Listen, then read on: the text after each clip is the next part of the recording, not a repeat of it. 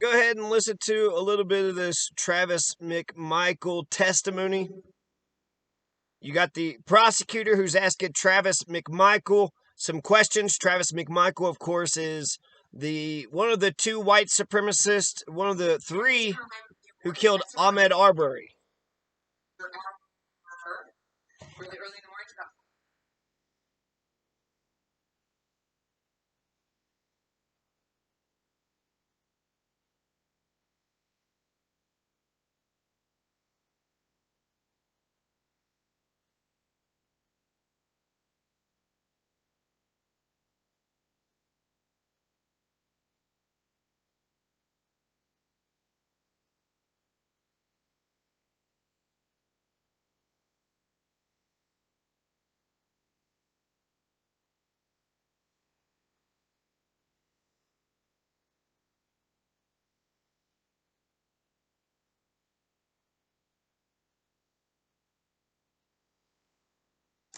I guess Road 220, is that what we're all supposed to understand? There's a highway junction, Road 220.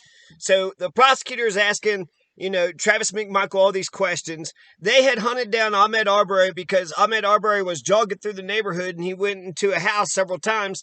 And they thought that he might have been stealing or taking anything, but the Larry English guy never said, that he never found anything missing. And no, stolen goods was ever found on Ahmaud Arbery. So at the worst, you got just a ticketable offense, a $50 ticket. That's it, a $50 ticket. That's what Ahmaud Arbery, maybe, a day in jail or something, but a $50 ticket, trespassing charge, and that's it. But what did Gregory and Travis McMichael and old Roddy Bryan, what did they all do? Now, one thing I want to note about this trial, he's got a suit and shit on, and he's got glasses. So, hell, you can't even tell that they're, fucking Ku Klux Klan pieces of shit. You can't even tell they're right-wing Nazism whatsoever. I mean, my God, he's wearing glasses. Both Roddy Bryant and Travis McMichael are wearing their glasses. So, okay, yeah, they're gonna look all what? Fucking prim, poised, and proper. All prim, poised, and proper. Look at them.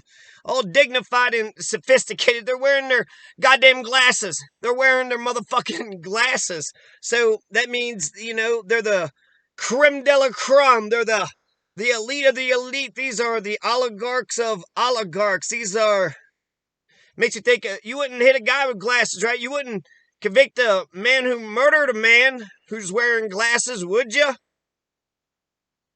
But my guess is that they're trying to, they're putting on these glasses, they're putting on this show, they're acting all prim, poised, and proper in order to prove to us that they're not a bunch of dumb, backwards, racist pieces of shit. Who, us? No. No. And what's odd is they're actually wearing Carmen Cruz's spectacle from Puerto Rico, right? Carmen Cruz, that nasty woman, according to Trump, she started wearing them spectacles, right? Them cool ass glasses. Let's go to the 9-minute mark. You're going to have the prosecutor.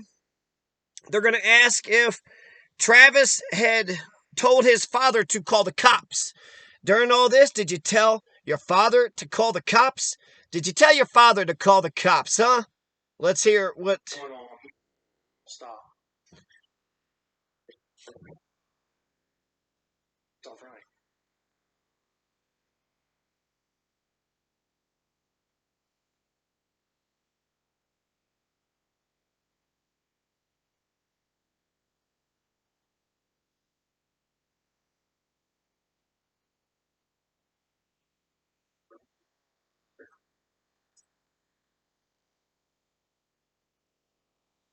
So the prosecutor walks off. I'm not for sure why she's making a huge point about whether or not Travis, McMichael told his father to call the police or not. I guess just kind of showing that he took no precautions, whatever, whatsoever.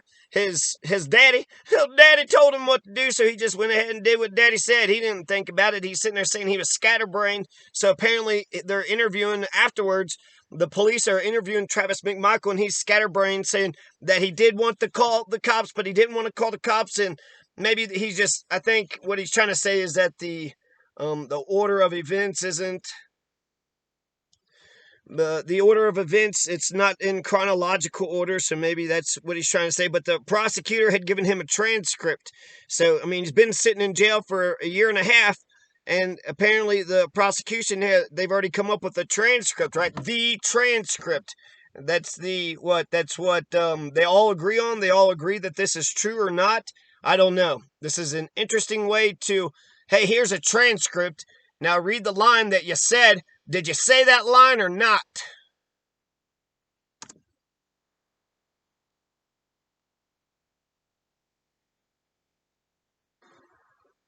So then we're going to get into.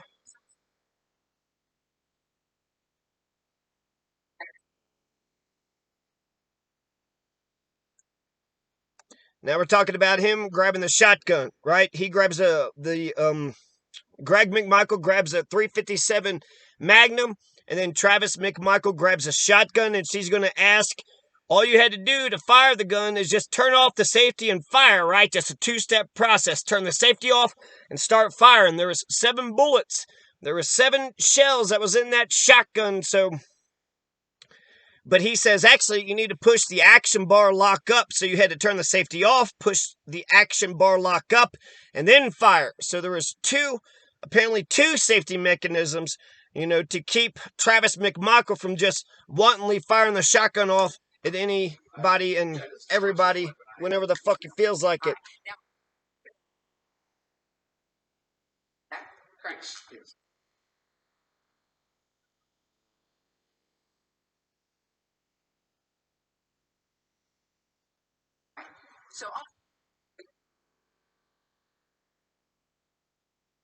To shoot it.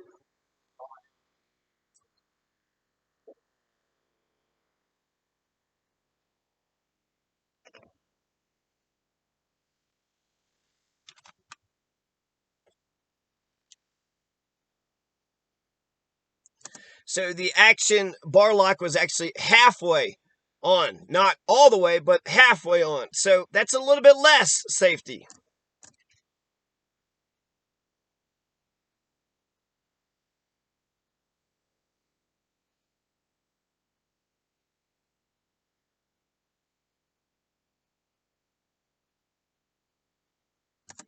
So she got a little testy just there. And I feel like this prosecutor, I don't know if I like the prosecutor or not.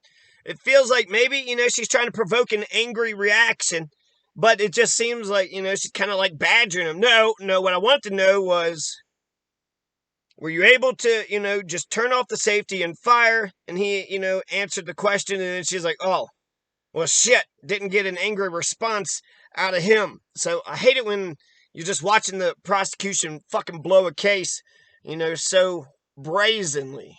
So I'll just do another 30 seconds.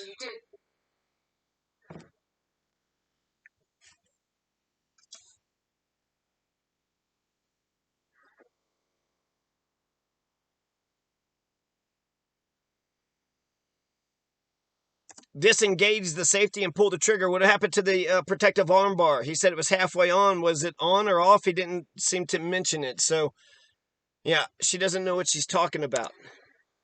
Stop him and tell him to come. No. Go ahead. Trying to find out the situation. February 11th.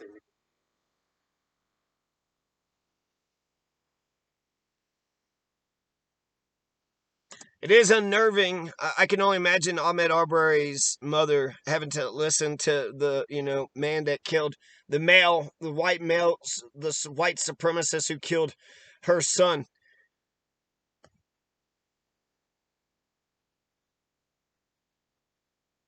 So I don't know what else to say, but the lessons of Ahmaud Arbery is, from the McMichael's perspective is, you're going to chase a person down. You got to make sure that they actually, done something. You're not a police officer, so you're not going to have the same police powers that a police officer will have. So when you do your vigilante justice, you better goddamn well make sure that you're in the right. They were in the wrong, and they killed a man. So, Yeah, that's just my one take on the prosecution cross-examining Travis Michael in the Ahmaud Arbery murder trial.